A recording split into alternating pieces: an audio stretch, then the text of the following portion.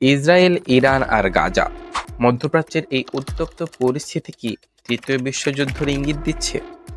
এই ভিডিওতে জানুন কেন এই যুদ্ধ হঠাৎ এত ভয়ঙ্কর রূপ নিচ্ছে, আর এর পেছনে গোপন কারণগুলোই বা কি। তার জন্য জানতে হবে আমাদের বর্তমান যুদ্ধের সংক্ষিপ্ত ঘটনা।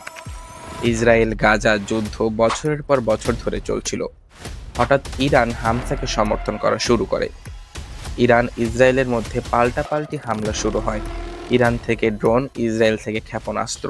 লেবাননের হিজবুল্লাহও ছড়িয়ে পড়েছে, তাদের সাথে জড়িয়ে যুদ্ধকে আরও বড় করছে।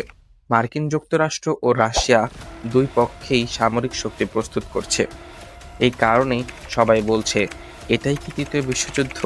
তার জন্য জানতে হবে আমাদের এর পেছনের কারণ ও রহস্য। ইরান চাইছে ইসরায়েলকে মধ্যপ্রাচ্য থেকে এক ঘরে করতে। এর জন্য তারা গাজা ও হিজবুল্লাহকে ব্যবহার করছে।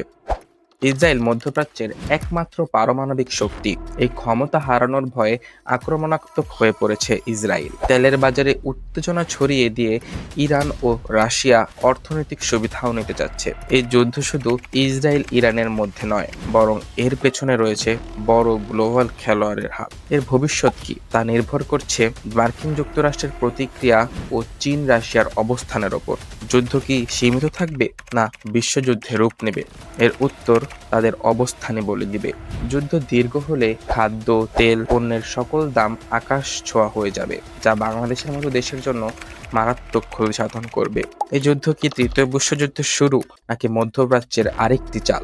আপনার মতামত কমেন্টে জানান। এমন সব গুরুত্বপূর্ণ ভিডিও পেতে এখনই সাবস্ক্রাইব করুন। দেখা হচ্ছে পরের কোনো ভিডিওতে, পরের কোনো তথ্য নিয়ে।